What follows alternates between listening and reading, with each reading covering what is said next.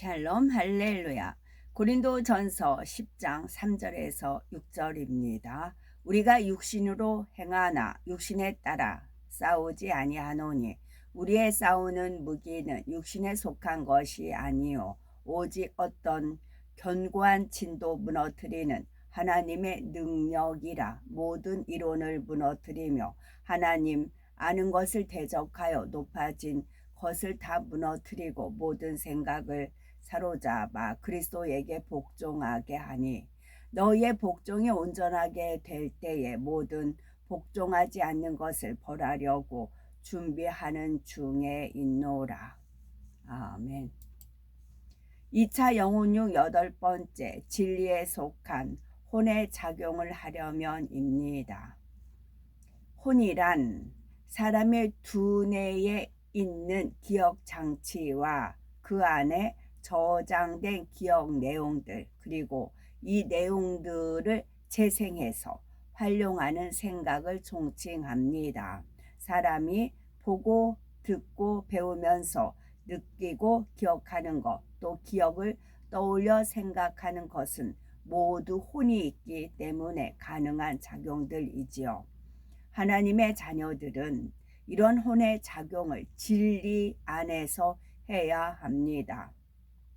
우리 뇌리에는 진리로 혼의 작용을 해야 되는 것입니다. 선입관을 가지고 상대방을 오해하거나 판단, 정죄하고 미워하고 시기하며 감정을 품는 등 비진리에 속한 혼의 작용을 하는 것이 아니라 하나님 앞에 합당한 진리의 혼의 작용을 해야 하나님을 닮은 참 자녀로 영의 사람으로 변화될 수가 있습니다. 진리에 속한 혼의 작용을 할 수 있는 방법, 첫째, 둘째 내용을 간략하면 진리에 속한 혼의 작용을 하려면 첫째는 모든 것을 하나님의 말씀, 즉 진리의 기준으로 분별해야 합니다. 둘째는 느낄 때도 진리에 합당하게 느껴야지요. 첫째, 모든 것을 하나님의 말씀, 즉 진리의 기준으로 분별해야 됩니다. 사람은 저마다 어릴 때부터 배운 가르침이 다르고 자라난 환경과 문화 속에서 서로 다른 교양과 가치관을 만들어 왔습니다. 따라서 자신의 생각과 가치관을 주장하여 다른 사람이나 상황을 판단해서는 안 되는 것이지요. 시대와 장소를 초월하여 옳고 그름을 분별할 수 있는 단 하나의 기준은 진리 곧 성경 66권에 기록된 하나님의 말씀입니다. 두 번째는 느낄 때도 진리에 합당하게 느껴야지요. 우리가 어떤 것을 대하든지 진리의 느낌을 가지려면 처음 입력시킬 때부터 진리에 합당한 느낌으로 받아들여야 합니다. 처음에 어떻게 느꼈는지에 따라 이후에 느낌이 크게 좌우되기 때문이죠. 예전에 어떤 부모님이 아이를 꾸짖으면서 목사님한테 혼난다라고 자신이 섬기는 목사님을 무서운 분으로 입력시킨 것이었습니다. 그러니 아이가 자라면서 목사님을 보면 무서워하며 피하려고 하는 것이지요. 처음에 아이에게 느낌을 어떻게 심어 주었느냐에 따라 이렇게 반응이 달라지는 것입니다. 이는 어른이 되어서도 마찬가지죠. 만일 어떤 일을 하면서 적극적으로 나서는 사람을 보고 비진리로 혼의 작용을 하면 저 사람은 너무 들랜다, 잘난 체한다 하면서 감정이 생깁니다. 이렇게 비진리의 느낌이 한번 입력되고 나면 이후로도 그 사람을 볼 때는 계속해서 안 좋은 감정이 생기기 쉬운 것이죠. 반면에 진리로 혼의 작용을 하면 똑같은 사람을 보고도 저 사람이 하나님의 일에 참 열심히 있구나, 사랑스럽구나 라고 느낄 수가 있는 것입니다. 이렇게 어떤 느낌이 한번 심어져 버리면 그 느낌을 없애려고 해도 쉽지 않은 경우가 많습니다. 그러니 모든 것을 선 가운데 받아들임으로써 처음부터 진리로 느끼는 것이 매우 중요합니다. 그러면은 이미 비진리로 잘못 입력된 느낌은 어떻게 해야 될까요? 이때는 비진리의 느낌을 진리의 느낌으로 바꿔 나가야 합니다. 예를 들어서 어릴 때부터 귀신이나 악한 영들에 대해 무서운 이야기를 들으며 성장한 사람은 공포스러운 느낌으로 입력이 되어 있습니다. 공포 영화를 보고 나서 어둠 가운데 혼자 있으며 오싹오싹하기도 하고 별일 아닌 것에 놀라기도 하지요. 이럴 때 안 무섭다고 스스로 부인해 보기도 하고 무서운 것을 생각하지 않으려고 애써 보기도 하지만 그럴수록 오히려 더 강하게 떠오르는 것입니다. 그런데 무조건 두려움을 잊으려고만 하는 것이 아니라 그들이 더 이상 두려운 존재가 아니라는 것을 마음에서 깨달으면 느낌이 바뀝니다. 악한 영들은 예수 그리스도의 보혈을 두려워함으로 믿음 있는 사람이 주의 이름으로 명하면 물러갑니다. 우리가 주님을 영접하고 빛 가운데 살면 전능하신 하나님께서 우리를 지켜주심으로 악한 영들은 우리를 만질 수도 없고 오히려 영적인 빛으로 인해서 두려워서 떠오는 것입니다. 이처럼 악한 영들의 정체를 밝히 알면 두려운 느낌이 더 이상 두렵지 않은 느낌으로 바뀌지요. 성지순례를 가게 되면 유럽 박물관의 조각상들 앞에서 얼굴을 붉히며 민망해하는 분들이 있답니다. 이 또한 느낌이 잘못 입력된 경우이지요. 그들의 문화를 이해하고 자신에게 입력된 느낌을 바꿔버리면 전혀 민망하거나 부끄러워할 것이 없습니다. 범사의 진리로 생각하면서 진리의 느낌으로 받아들일 때 비진리의 느낌을 진리의 느낌으로 바꿔 나갈 때 혼의 작용 또한 진리로만 하게 됩니다.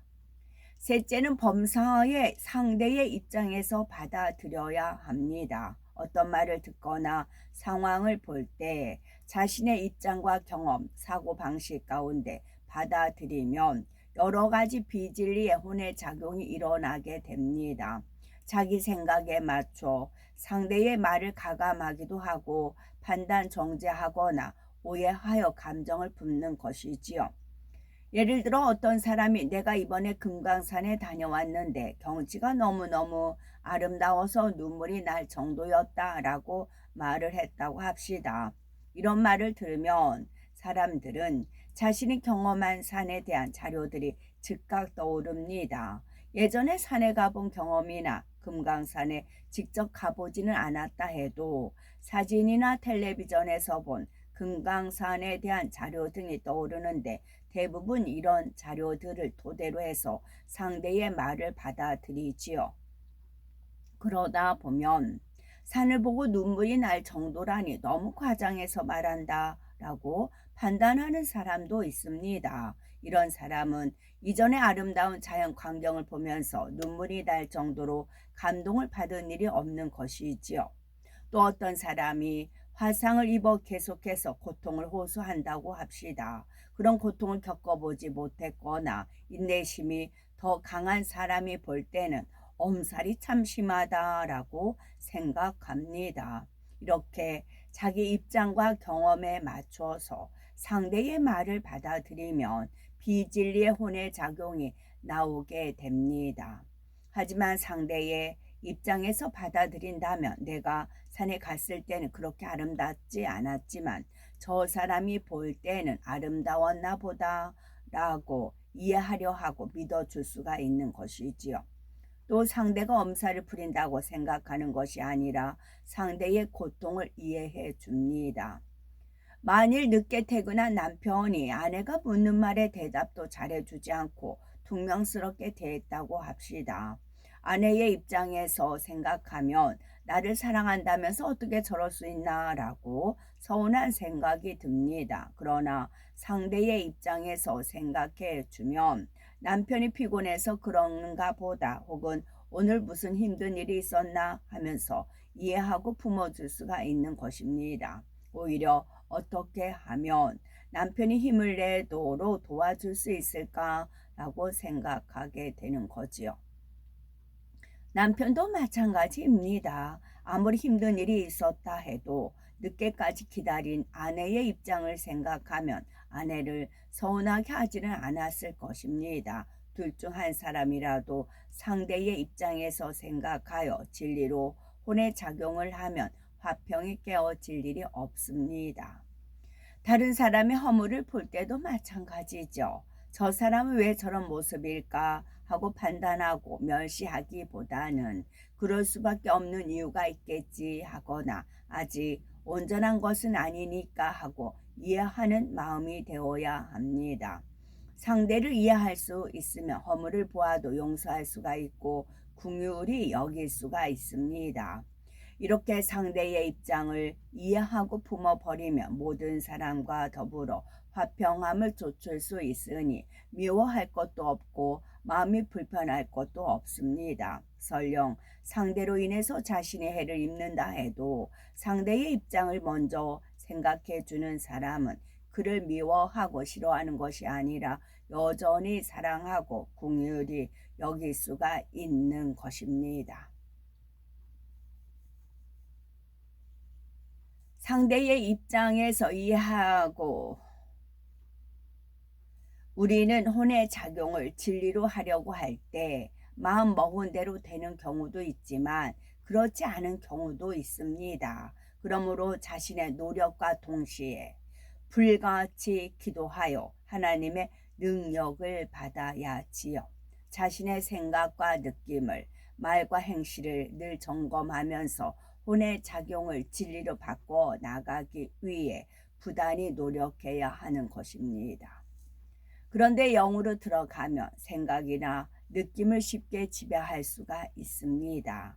영이 주인이 되어 혼과 육을 지배하기 때문에 마음 먹기에 따라 모든 것을 조절할 수가 있는 것이지요. 어떤 생각을 하고 싶지 않으면 즉시 차단할 수가 있고 심지어 냄새나 소리, 통증까지도 자신이 원하는 대로 차단할 수가 있습니다. 모든 생각을 느낌을 지배하여 진리로만 혼의 작용을 하면 항상 기쁨과 감사로 충만하며 생명과 평안이 넘칩니다. 우리가 진리에 속한 혼의 작용을 하기 위해 계속 기도하면서 노력해 나가면 결국은 변화되어 하나님께서 기뻐하시는 진리의 생각, 영의 생각 등만 할 수 있고 생각과 느낌을 마음 먹은 대로 제어할 수가 있습니다. 그러므로 오직 진리로 분별하며 진리로 보고 듣고 느낌으로 비진리에 속한 혼의 작용을 다 벗어버리고 하나님께서 기뻐하시는 진리의 생각을 하는 신령한 하나님의 자녀들이 되셔야 되겠습니다. 어느 한편으론 이런 말씀대로 살면 뭔 재미? 그럴 수가 있어요. 너무 한 가지잖아. 뭔 재미야? 그럴 수가 있어요. 근데 이거는 기초예요. 이거를 잘 다져서서 그냥 한 그릇 넣고 한 그릇 넣지 마시고 이건 공식이에요. 구구단에 일정한 공식이 있고 인수분해든 뭐든 다 공식이 있잖아요. 그 공식만 외우면 숫자는 어떤 숫자를 대입해도 풀어나갈 수가 있어요. 수학 공식에 있듯이 이것도 영계의 공식이에요. 이대로만 토대를 잘 다져 놓으면 그 다음 단계가 업그레이드 될 수가 있어요. 그리고 이 업그레이드된 상태, 그 영의 상태는 천국에서 영원히 누리는 행복의 그런 차원에 들어갈 수가 있어요. 그래서 이게 늘 듣던 말씀, 그 말이 그 말이고 그 말이 그 말이고 그래. 그러지 마시고 이거를 하나하나 실천해 보세요. 그러면 또 다른 그런 아름다운 영의 세계가 펼쳐지는 것입니다. 우리는 어차피 이 땅에 살지 않아요. 우리는 어차피 지옥에 가지도 않고 천국에 가는데 천국에도 레벨이 있어요. 끼리끼리 통해야 행복하고 좋지요. 이제 어디 갔는데 너무 말이 안 통해요. 우리 가치관하고 틀려. 그러면 엄청 불편해요. 우리가 이제 말은 안 해도 이게 추구하는 게 지향하는 게 같으면 행복한 거잖아요. 믿음의 선진들이 이런 절차를 받아서 오늘까지 온 거고, 에녹과 엘리야도 마찬가지. 모든 것을 선으로, 진리로, 사랑으로 100% 하나님의 마음을 닮았기 때문에 그만큼 높은 차원에 갈 수가 있는 것입니다. 그래서 정말 천국은 침노를 당해줘요. 당해요.